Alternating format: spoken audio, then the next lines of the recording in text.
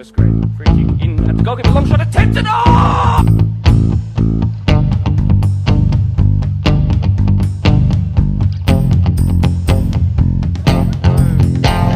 Great kick pass out wide. That is fantastic.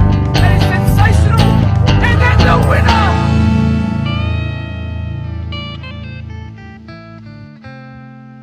Hello and welcome to the 6th episode of the Blacktown Football Hour podcast. My name is Mark DePoli, your host for this show, and every week until September 17th, I do believe it is. But if we keep, getting the views that we're getting at the moment, I think we might just keep it going on.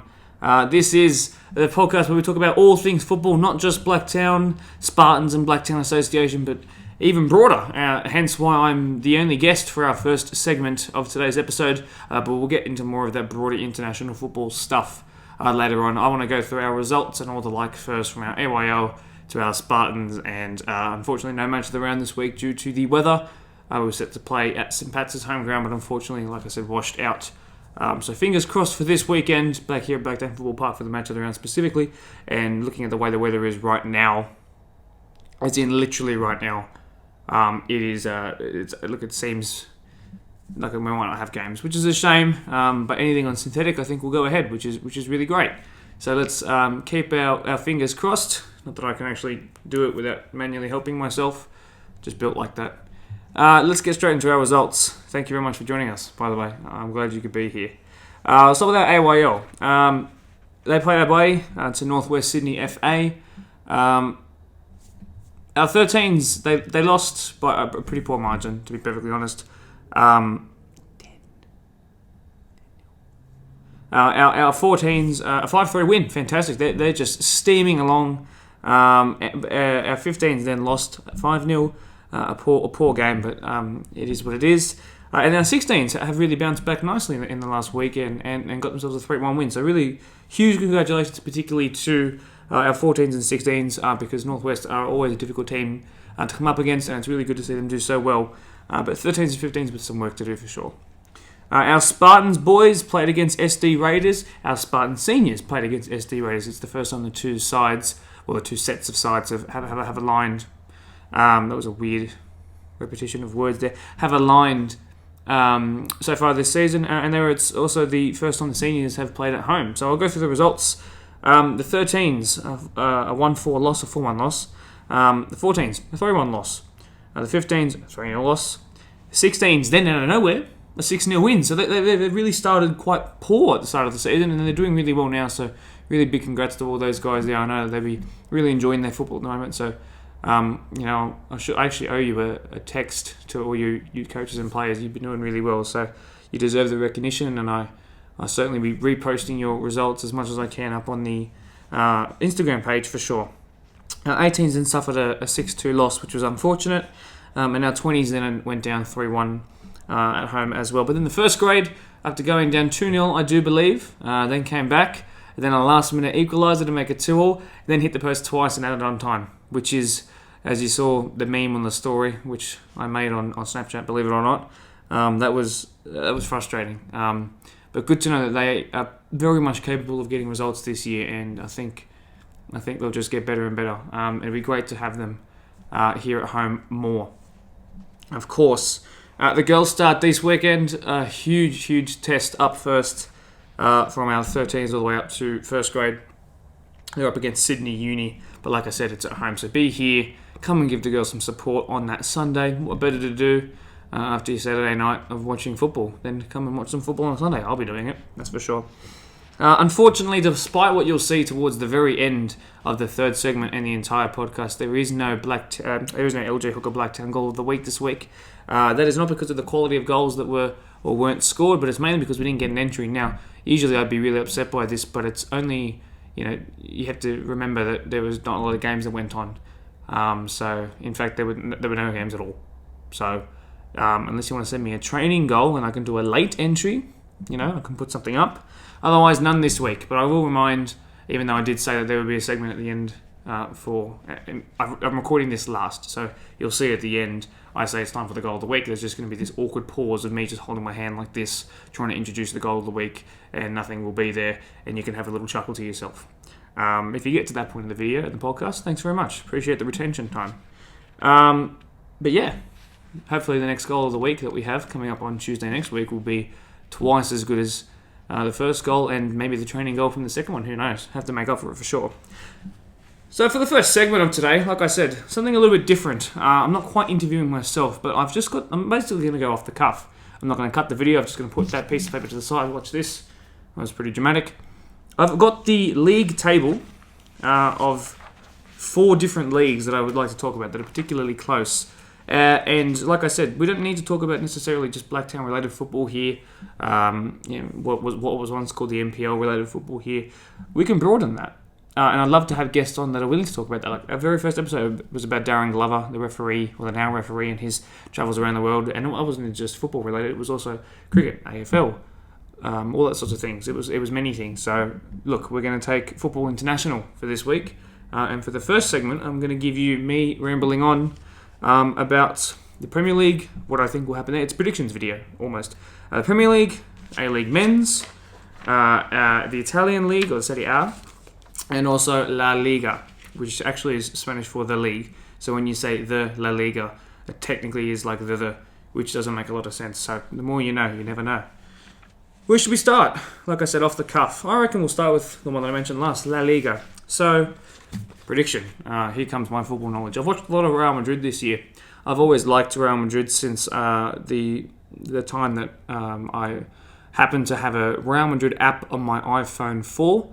My iPod Touch 4, and they won the UCL on that comeback in that 4-1 victory over Atletico Madrid, their bitter crosstown rivals, and I didn't realise the deep impact of that result as I was heading for my bus at age 11 when I saw that come up, and I was like, oh, they won, that's great. Now that I know a tiny bit more about football than I did 10 years ago, 9 years ago, anyway, that's why I like Madrid. Madrid are on 69 points so far, 21 wins from 30 games, 8 left to go there. Barcelona, if you pronounce it properly, sitting on 29 games played, so that's 1 game less. But they have, and also as well as the better form, 57 points. Now that's a 12-point gap, but of course the game in hand would bop that down to 9. And I'm not going to say it, but I am going to say it. I actually don't think Barcelona are out of this title race. Yes, Atletico Madrid and Sevilla are on the same amount of points, but they're performing nowhere near as good. Atletico Madrid, in terms of their results, are performing as good, but I don't think they'll be able to compete when it comes to the top 2. And Sevilla, despite being out of their cup competitions and only this left to focus on, just don't have the quality, and their form's been pretty poor of late. They've got no win in the last 4. So they've dropped off. Real Madrid are looking a bit shaky. They're 1 injury away in any of their attacking in midfield or defensive positions from being shell-shocked, and we've seen that in the Barcelona game when they were missing Karim. So I actually think Barca are not quite an outside shot, but they're certainly a shot, especially with 8 games to go. For them, 10. I'm going to say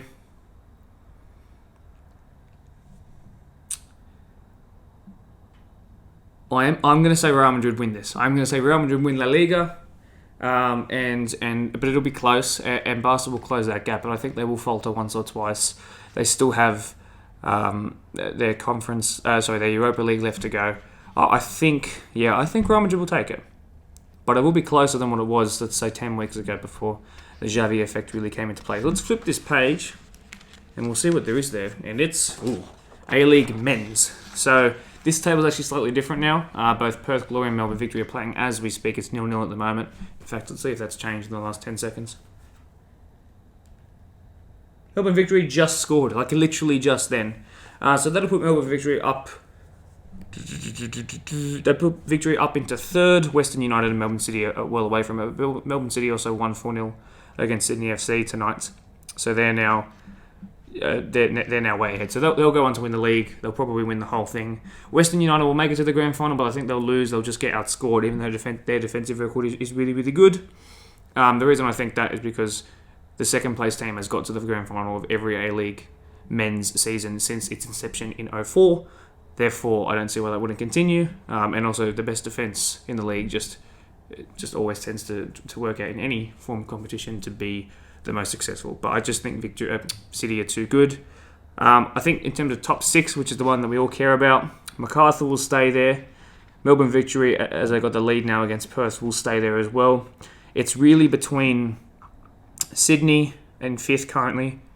And they might have even dropped down on goal difference. In fact, they have. They now be 6th. So Adelaide's now jumped up without having played. Wellington sits 1 point behind on 27 to Adelaide and Sydney's 28. Central Coast are on 26. I'll have this up anyway so you can see it. It won't be Wellington Phoenix, so they've hit a really rough patch of form. I think Central Coast with their 2 games in hand will be a handful. And I think they'll sneak into the top 6 ahead of Sydney. I think ahead of Sydney, which would be really difficult for those fans to take because they'll have to drop from the best team of the last half decade to below mid-table mediocrity, which is a shame for them. Okay, so, yeah. All right, moving on. That's halfway there, living on a prayer. Serie A. Okay. This is where it gets really interesting. This is probably the best title race alongside England in terms of the top 5 leagues, or top 6 if you want to count the Portuguese league now as well.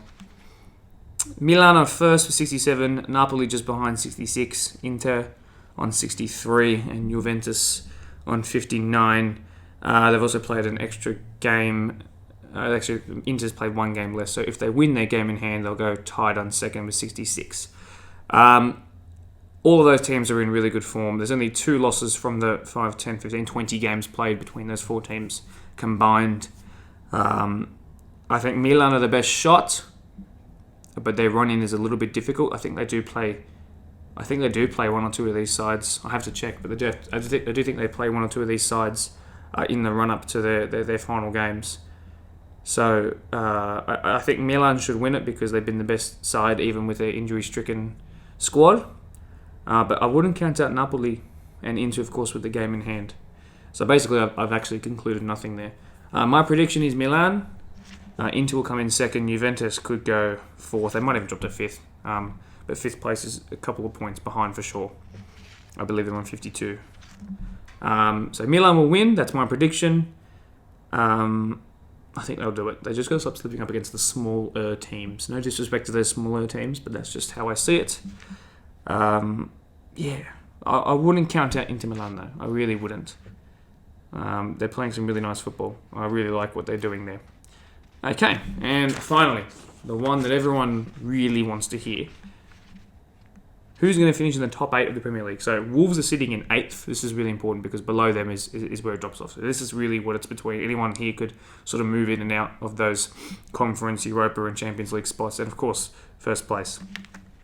I think Man United will stay ahead of Wolves. There's just too much quality for them to not. I also think West Ham have too many games at the moment, and there's no reason why they wouldn't enjoy their European adventure too much to not put their best 11 forward for those games. So I think West Ham will actually drop. Man United will go Conference League, which will be weird because we've got Mr. Conference League, formerly known as Mr. Champions League. That was almost a Prince reference there. Top 4, Arsenal have officially lost both of their fullbacks now. Tomiyasu is still not quite back. Could be another couple of games. Every game that goes past shows how integral he was to that side. And with Tierney out for the rest of the season and beyond, Tavares is probably not as good a replacement. There's a bit of daylight in between those two in terms of quality and experience. So I think Arsenal's defence, which has been rock solid, which is quite a weird statement to say, is going to hurt them. And Tottenham are in really good form. Really good form. They've scored the most goals of any team in England since the turn of 2021 to 2022, so January 1st, which is quite an incredible stat. Chelsea will stay in 3rd, no doubt. Tottenham will clinch that 4th spot. Arsenal will stay 5th. Man United will go 7th. Wolves and West Ham in those 7th and 8th, meaningless spots. They'll be in those two. But yeah, so Man United will go Conference League, which will be probably memed harder than them actually not making any form of European competition at all. But we'll see. Who will win the Premier League? More importantly, who will win their game Monday morning, Sunday night, between the two, Man City or Liverpool? Liverpool's going to win. I also think Salah will then move on at the end of the season. I don't think he's in. I feel for Salah. He's had a really rough year, actually. with his 2 losses with his national team, Egypt, recently. I think that's going to hurt him mentally more than he realises. He's also played 4 years without a break, really. He's played a lot of football in this time, and it might catch up to him. And also mentally, he's a little bit hurt. But I think Liverpool will win the game against Man City. And then I think Liverpool, even though they do have a tougher fixture run in, will go on to win the league. I don't really care who wins. I just want to see really good football and really entertaining stuff. I suggest you all watch that game on that Monday morning, whatever time it is. But that's going to do it for my predictions. So just to recap, Liverpool will win the league, Tottenham to slip into that 4th position. Melbourne City will win the league and then the grand final. Western United will be there in the grand final. Props to that side for turning it around compared to last season. Real Madrid will win it, but Barcelona will get close, and Milan will take it out.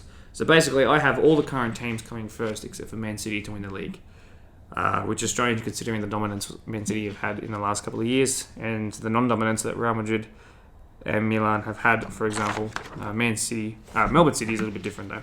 But yeah, that's my predictions. That should be about 15 to 20 minutes. If it's not, well, then we're going to have a shorter Blackdown Football Hour podcast. Blackdown Football 59 minutes, perhaps. Well, up next is the Match of the Round preview for this weekend. I'm expecting a classic. It's a Match of the Round replay from last year, in round 2, I do believe. We've got Polonia versus Doonside. First featuring is the captain and coach of Doonside. I'm really excited for it. 7 p.m. here at Blackdown Football Park. If you're not watching it, what are you doing? If you're not here in real life, come and watch it on the stream. Now, if the football games are called off, I really expect everyone to be there or on the stream. Of course, I'll be commentating that, so leave your comments in the live chat. I'll be checking them throughout the game, particularly at halftime and full time. I'm really excited to see you guys there. It'd be good to have football again. I've missed it so much. Thanks very much for watching my little segment. I hope you agree with my predictions. If not, it literally doesn't matter. It's not going to change what happens in real life. Leave your predictions down below for those 4. If you just want to leave the Premier League, if you're a Premier League watcher, then just leave that. I'll be responding to all of them, and I'm keen to hear your opinions. So leave the comments as you continue watching. Hope you enjoyed, and on to the Match of the Round preview. Thanks for watching along on segment 1. Straight into segment 2 here, and our Match of the Round preview is upon us this week. Polonia versus Doonside, back here at Blacktown Football Park, and I'm just as excited as we were last season to see this game. Of course, a replay, the first one of the second season that we've done the Match of the Rounds, where we've had 2 teams from last year who played and featured play again this time. I'm joined by 2 new faces, well, one particularly new face to this podcast indeed, but one who was here last year as well, but this time the captain around for our Match of the Round preview. Darius and Mandela, thank you very much for joining me. You're welcome, Mac. Nice, happy to be here. Excellent. So look, let's just jump straight into it. No games played in the league yet, but I'd like to know, can you tell me a little bit about your pre-season and your cup runs? How have they gone so far? In terms of preseason, it's been good so far. We got a few good players and quality players. So, in terms of cup run, we haven't registered yet. So we're looking forward to it. Yeah. Excellent. So you've been the captain, obviously, of a side that's changed a little bit from the off season. How have you sort of found that this new team has settled to this preseason? We're doing quite well. There's still, we just need to be gelling up a little bit, and that would come eventually. Mm-hmm. Yeah. So specifically on last year, there were a couple of problems that we saw that plagued the side a little bit. So, for example, and I'm sure you won't mind me talking about this because it was last year, and I know you have gone towards changing that. But for example, in the Match of the Round that you guys featured in against Doonside at Doonside, one of your best players came in a little bit late, and then when he came on in the second half, he totally changed the game. I know that's something that you wanted to eradicate, to get rid of, sort of that, it's okay to be late sort of mentality perhaps that crept in. So can we talk now a little bit more about sort of what the issues were that you identified last year, and then how that's changed for the better this season? Can I start? Look, last year I wasn't there for the game, so I wasn't a coach, so I don't really know what happened. But what I've implemented already, and one of my philosophy that I like is hard work and be on time and commitment. So the boys knows that I push that they have to give me 100% and they have to be committed. Yeah. So is that something that you recognise? So obviously you weren't the coach last year, but you were involved in that sort of 20s reserve first grade space. Is that something that when you maybe had your first couple of training sessions, you noticed that there were those issues, and then you've in time seen that change? Yeah. It's something that I've observed, but I wasn't in the position to talk about it. So being in that position and to rectify it, that's why I've gone with those decisions. So, for you, Mandela, was that something that you had to communicate with him? Like, this is something that we struggled with last year. Yes, you're new to the side. How do we go about fixing it? Is that something that a sort of conversation you guys had? No, I think he was familiar with it. Like he said, he wasn't in a position to say anything. But last year, it didn't look good, to be honest. Didn't look good. But this year, we're a lot more committed. And we're more what's the word? To be more on time. Yeah, good. Yeah. So what sort of conversation had at the start of the year when your new players came in and you'd had a couple of sessions? Did you guys set goals was it something to do with being on time, or were your goal simply that is the bare minimum and our goal is to really push for a finals position and be around there? Because I believe if you're gonna play for Polonia, you have to push for final. That's just me. Because I believe if I can't win it, I don't get into it. So I've pushed that onto the players that we go in to win it. No matter the result, we fight to the end. So compared to last year, I've implemented these things, and the boys are, like I said, they understand that this is what we have to work at, this is what we have to work on, and this is the way it's gonna go. How have the new players in the squad sort of responded to you as a captain? I think everyone's okay with that. Otherwise, if they have a problem, they're more than happy they can talk to me. Like I have no problem with that. And if they want me off the captaincy, that's that's no problem as well. You know what I mean? Like whoever fit to take over, they can come take over. But yeah, they're happy with me being as a captain. Good. Yeah. So if they're so happy with you, which is great, by the way, I like to hear that. What are some of the things that you do, maybe some of the extra work on, maybe it's planning a social event or on the group chats or telling the boys what time they're coming to training? Is that something you take over? You take on that responsibility sort of thing? Yeah, obviously. And also my vice captain does that as well. Yeah, he's a great vice captain. It's probably better than me being a captain. But yeah, the basically the most important thing I want is effort. Just put in effort on the field, even if playing bad game. The best thing we can do is put our effort, and result will come in eventually. Yeah. So are you the kind of person who then leads by example on the pitch as well? Yeah. Good performances all the time? Not all the time. No one has good performance all the time. You have your off days, obviously. Happens. Yeah. Are you the kind of person who's designated to go talk to the referee if there's a tackle that goes in or a card that might be given? Is that your role as well? Yeah. I'll definitely do that. Even if I'm not the captain, I'll still do it. Good. Yeah, good. Now you're new to coaching this particular side. I want to know. We touched on it briefly, but maybe a bit more in depth.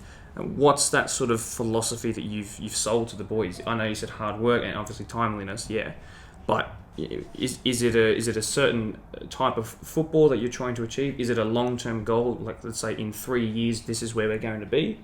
What have you told the boys that's really turned them towards what you think is going to be a good side this season? It's a completely new side compared to what we had last year. So I would say probably 95% they all new.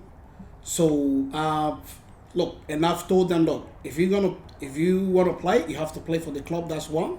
Number two, you have to be willing to adapt to the system we can play. If you can't, because there's no point playing. Our system doesn't work if you don't have the players for it. So they understand that like they have to work hard. So I've pushed that onto them, and they understand. And also we have to play as a team. So because you can have a bunch of players. They all just bunch of players if you don't play as a team. They're just a neutral guy. So they understand that playing as a team, we'll have to fight for one another on the field. Not physically, but yeah. Yeah. In terms of where you were prior to this role, you spoke about being at Polonia. We spoke just then about being at Polonia for so long. So why don't we talk about that for a little bit? So when did you first take up a coaching role or a playing role in the club, and how did you get to this point now? So I've been playing for Polonia since 2005. and I played for 2 years, and then I got into coaching. I coached on the 5, on the 6, up to 20s. And then, when the vacancy came up to do Prems, and then I put my hand up, they gave it to me. Excellent. Yeah. So in terms of your time at Polonia, how long have you been at the club for? Oh, on and off. So probably 4 years. 4 years. Yeah. Well, if I kept playing, there would be more, but it's because it's on and off. I think 4 years. Yeah. How long have you been in this Premier League side for specifically? Oh, fuck. I would say 7. 7 years. Okay. Yeah. Okay. And during your time at Premier League level and then here at Polonia, do you think this squad that you have for the 2022 season is up there with the best you've seen so far? During my time, that's a bit hard to say because that's a difficult question. Sure. Well, obviously, it's comparatively better to what we've seen last year. You guys were a bit further down the table last year, but perhaps you definitely say that it's you have more chance of doing better this season. Yes, definitely. Yeah, good. Definitely. As someone who's stayed from last season to this, how has it been difficult? Learning all of who these new players are, changing philosophies, changing coaches. Has that been difficult, or has that been a pretty easy sort of change for you? No, it hasn't been difficult at all. It's just it hasn't been difficult as being a teammate wise, but being as a team, that's the part where we've been working on. So and it's getting a lot better. Cool, excellent. So you had Doonside, and I probably should be asking you this first, but you had Doonside at a match of the round very early on last year, which was at their oval. And this is going to be the first ever match of the round replay where we've got two sides that played last year who are also playing in a match round this year. So if you can cast your mind back, I believe they won 4-1. 4-2. 4-2. There you go. Yeah. And they scored a really good goal as well, which won the goal of the week. But either way, they played better, but you guys started working towards. You were probably on level pegging in terms of performance-wise towards the end of the game. Like when I said when your late player came on, for example. Yeah. I want to know, as someone who obviously will watch both games, how close do you think the gap was compared to last year to this year from that side to Doonside? So Doonside finished at 4th after the 10 games, and you guys were down towards, I think, your second bottom. Yeah. How much different is the gap from when we last saw you to what we're seeing now? I haven't seen Doonside play at all this year, so I can't really tell much on that. But the players we have will definitely give them a game. And also last year we always like perform better in the second half as if we're not warmed up. Because players, like you said, there's no commitment and players come in late. You're not properly warmed up and not prepared. So this year we'll definitely be more prepared and we start the game a lot better. Good, excellent. And my final question to you would be. Obviously, you can go back and watch that game, of course. It's on our Facebook page and YouTube page. But I want to know, without giving anything away, how are you approaching what is your first game of the season this Saturday? Obviously you're on a synthetic pitch. It's probably going to be raining as hard as we've ever seen it. But you've got a great pitch to work on, and we're coming in to win it. We're not coming to lose it. So Doonside should expect us. They should expect full tape from start to finish. They're not going to have an easy ride. That's what I can tell them. Okay.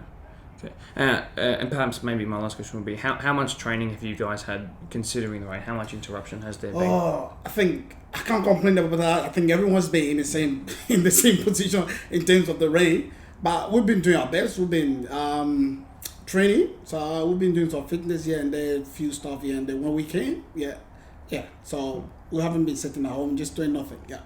On our Premier League media day, I can't quite remember his name. Yes, and he came here and he spoke really well. And that interview will be going up now probably. He spoke about sort of people who specialised in conditioning. So your fitness level should be high to what we saw last season. Can we talk about that for a little bit? Is that something that's continued on even though training has been difficult? Have you noticed perhaps you're a bit fitter as a squad this season? Yeah, definitely. Because it caused few problems for some players. Because you know how it is with with new training thing for your body, like you're not used to it. So like some players got injured and then they can't. No, they just coming back. So definitely, we look a lot fitter. Yeah. Good. My very last question, I promise. The player to watch out for on Saturday, who is it? As in, from your side, who's going to steal the show? If you had to pick one or two. I'd say Manuel. Yeah. Okay, well, make sure you keep an eye out on him. Thanks very much for joining us, boys. I've really appreciated it. Thanks for coming on such short notice as well. Best of luck for this weekend, and let's hope that we can have all of our games, especially our match of the round, of course. We'll see you at 7 p.m. on Saturday, an hour later. But until then, thanks very much, and on to segment 3. And for our final segment on today, we've got our second batch of guests for our Premier League match of the round preview. I'm joined by Jaden and Glenn Zwerb, fellow Maltese compatriots of mine. So obviously they're wonderful human beings, and you won't find any better pastitis in the world when you go to their place, I'm sure. So look, we'll just jump straight into the questions, boys, because I'm just as excited to hear as I am to get food from our native people. So look, only one game played so far this year in the league. But as of so far, no points on the board just yet. And I was here about a fortnight ago, actually almost exactly a fortnight ago, for your Australia Cup game against Castle Hill Rockets. You did lose that game, but you also had a couple of injuries to some of those, big important players. So let's just off the bat, let's start by addressing that situation. How are those 2 or 3 guys going, and are we going to see them featured this weekend as well? Well, we've got one, both from one's coming back probably this week. Of course, with training, we haven't been able to train as much, so same as everyone. One should be coming back this week. The other one could be another week or 2 away. And Jaden, he's back already. He got injured that game as well, but he's back already. Because I was worried that I think your number 15 was down for quite a while, but good to know that it probably wasn't as serious as first thought. No, it wasn't as serious as we thought it was. It was good. And by the way, if you weren't watching along for that Australia Cup game, you weren't here watching it, fantastic response by you guys first aid wise. It was very impressive. So good to know they're doing well. So almost, I'd say, a full strength squad back for what is your round 1, really. What is your round 2 and Polonia's round 1. Now, Doonside is a club with a really proud history. You guys had a really strong sort of mid-2010s. There was championships after championships consecutive as well. But there have been some clubs that have, after some changes of players and where they're playing, there's been some changes to who's ruling the roost.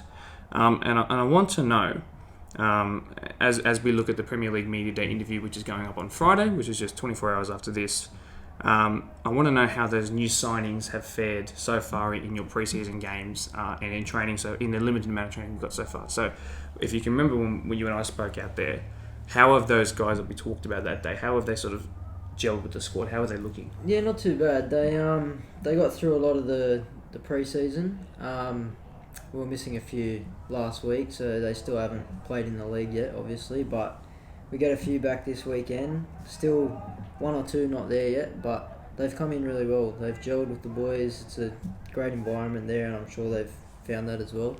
But yeah, they fit straight in.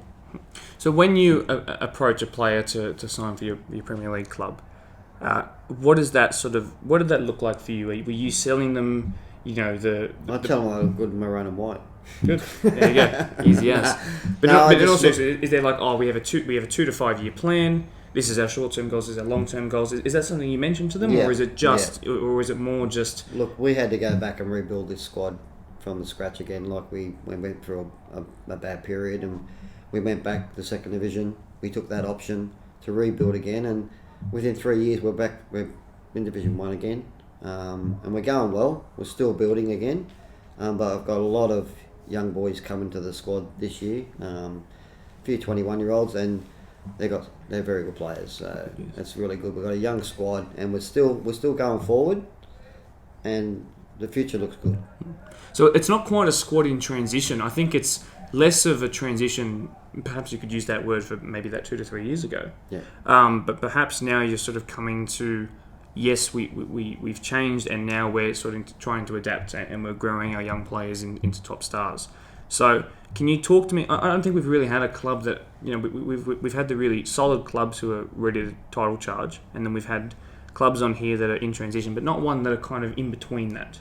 So I think your situation is quite interesting then, because I think your team is all but set, but there's just a little bit more that you want to reach in terms of perhaps player ceilings and potential. Yeah, so exactly. When you've been here for a couple of years now as a coach, are you seeing that progression coming along in our 2 shortened seasons and now into this pre-season so far? Oh, definitely. Yep. Definitely seeing the transition and seeing the progress that the boys are making and as a team. Towards the end of last season, we hit really good form last season and we were on a good roll. And I can see that when the boys now that they're starting to come through and the younger blokes are coming through as well. So it's really good that we've got the young blokes. I've got a average age is 24 in the first grade side or overall. Fantastic, yeah. So then now I've seen a new batch of kids coming through which are 21. And it's really good.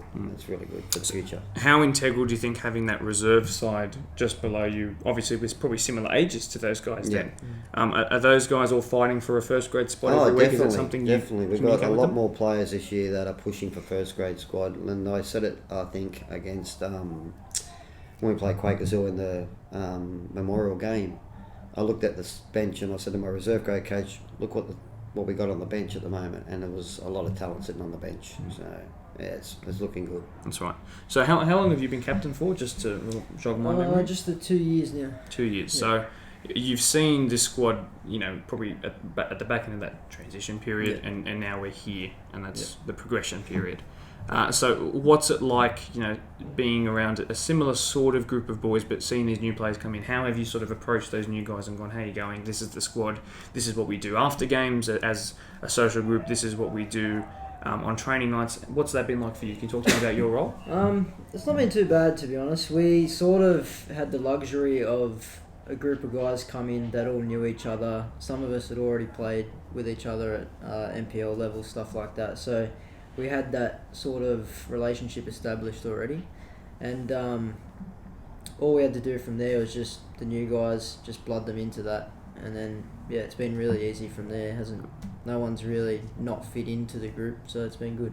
Good. Now, one thing that's really interesting about you guys, and we haven't had it on our podcast so far, is the coach and the captain obviously being father and son. And it's something when I was writing this question down, I was thinking back to the game that I watched here in that game against the Rockets, and there was just one moment where I saw that obviously you'd given him some advice, and then maybe he'd said something back, and you went on your merry way. But I think what's special about having that relationship is that you can probably say something, and you don't need to sit there timid as a captain and go, okay, I disagree with that, but I'm not going to say anything. Yeah. You have the ability to just say, okay, I'll cop the awkward car ride home and say something, which is fine. That's your right to do. So can you talk to me about, and I'll ask both of you here. So talk to me about some of the advantages, and if you can think of it, the disadvantages of actually being a coach, captain, father, son, team relationship. Talk to me about it. We'll start with Glenn. Well, when he goes on the field, he's a player. He's not my son anymore, so he cops as what the other boys cop as well. He probably cops it on the way home sometimes.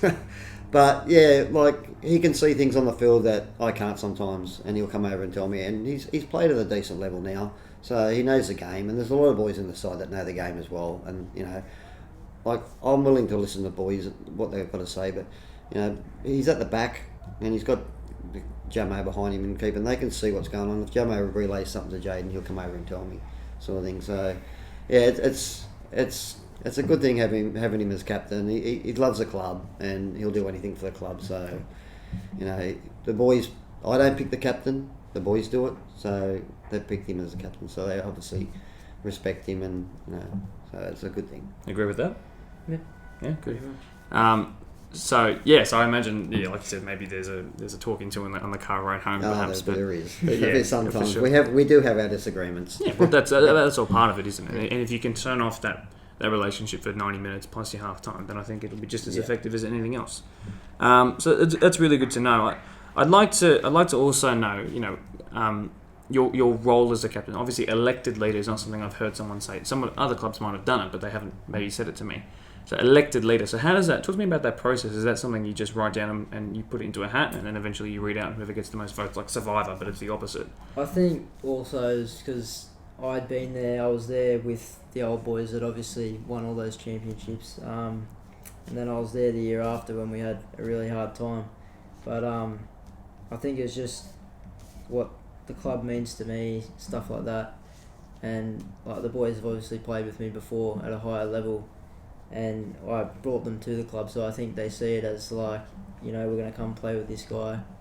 His dad's obviously the coach. They're going to lead us to wherever we end up. And yeah, I think that's just how it happened, really.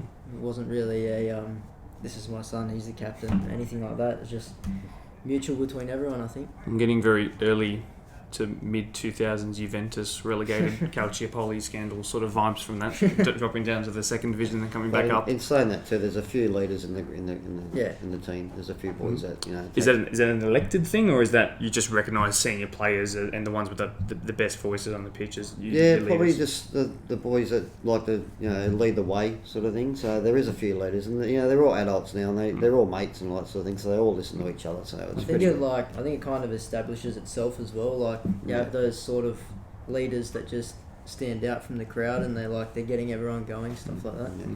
So one thing I asked Polonia when they were just on here before you guys was, are you the kind of captain who is the first one to go and speak to the referee during a call you don't agree with?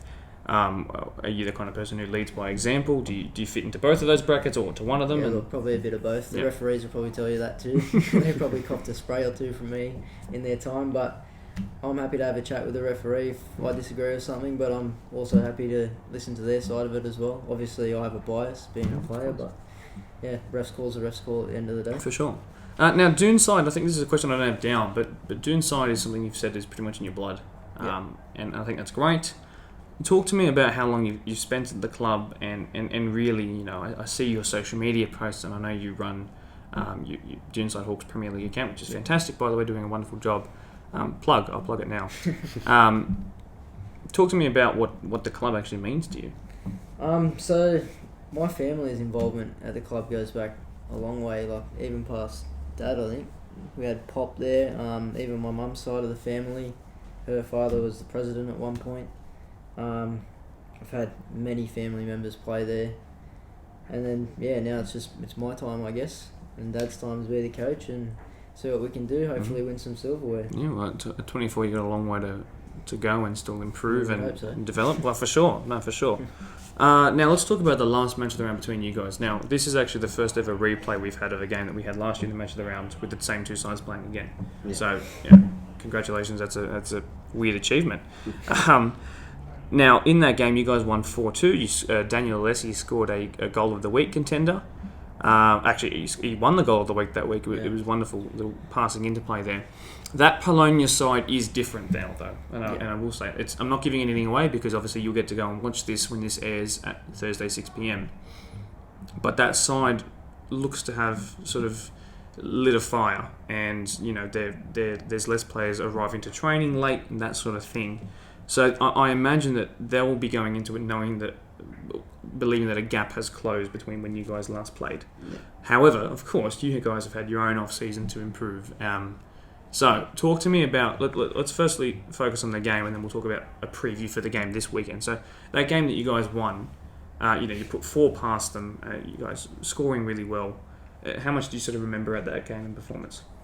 Well, the game, I thought we controlled the game. Yeah. I thought we did control the game. We sort of took our foot off the pedal a little bit and let them back into the game, which was, that happens in soccer. If you take your foot off the pedal, you get, goals scored. But I always thought we were in control of the game, and I thought we had Polonia beat that day. Yeah. It wasn't a worry for us. We just need to know how to kill off games now, sort of thing, and not let them back into the game. Sure. But that's what I remember about that game. Mm-hmm. Well, this weekend, you're playing here on the synthetic pitch, which you have experience on, which is, it's a benefit, certainly more than it's anything else. But I'm expecting that we're going to have high winds and the like, so and a lot of rain. But again, something you're used to, and on that pitch as well. So, look, without giving anything away tactically or mindset-wise, how are you approaching this game, knowing that you have no points on the board so far, and you'd like to get your first one this weekend? I think from a perspective of playing them before, I think we leave that game behind us. That's last year's business. Ropes Crossing proved it last week against us. They had a poor year last year, and they came out and beat us last week, and they deserved to win. So everyone's different, every team's different. You never know who could come out. You never know, Polonia might be one of the better teams in the league this year. So yeah, you don't know. You just play what's in front of you. Are you the kind of coach who's going to look at the first half, go into the sheds at half time and completely change around your formation, or are you just going to perhaps put players into, if your left back's not playing well, so you replace the left back and keep your formation? Is that something you do, or are you constantly changing and adapting? Well, at the moment, we had 10 players out last week. Yes. So we had a lot of players out, and like I said, we had players before the game said they couldn't play. So it was a bit of a mix and match last week. So we've got the players that are coming back from injury. We've got to get them back up and running again. And we had 2 suspensions as well. So from last year and that. So we've got to get these boys back up and running again, and try and get both teams stabilised into what we need. But if the boys go out and play football, they're such a talented group, and I said this to them on the weekend as well, and I said it last year. They're a talented bunch of players, and if they play to the way they can play as a team, they can take it up to anybody. They really can. Mm-hmm. Fantastic. Well, I imagine it's going to be a closer game than what we saw last year. Yeah. Perhaps there might be less goals in this one, but you never know. I guess we'll have to wait and see. Thursday, 6 p.m. This will be going up, of course, but 7 p.m. Saturday is when that match of the round will be here at Blacktown Football Park. If you're not watching it, come and watch it in real life. But best of luck this weekend, boys, and thanks very much for coming on here as well. I've really appreciated your time. Good luck with your 21s game at Workers now, I think you said. Yep. So I'll let you guys go after that. In terms of now holding you hostage for a little bit more, though, the outro, of course, for this week's podcast. So thanks very much for coming along to the 6th episode. That's our 6th week of the Blacktown Football Hour podcast. My name is Mark DePoli. I've really appreciated you guys being here. I'm going to show you this week's goal of the week right now. And congratulations to whoever it was, because I haven't looked at who it is this week. So congratulations to you. I hope you can take your Facebook post as an award and wear it with a badge of honour right here when you walk around from now until the end of time. So enjoy that. Thanks very much to everyone who featured on here today, which was myself, and then of course Darius and Mandela prior to this, and of course you guys as well. You guys have been amazing. I'll cue the outro music now. There are the 2 symbols, and I will say thanks for joining us. Leave a like and subscribe if you're on YouTube. Set your notifications on Spotify if you're listening there, and we'll see you next time. Bye bye.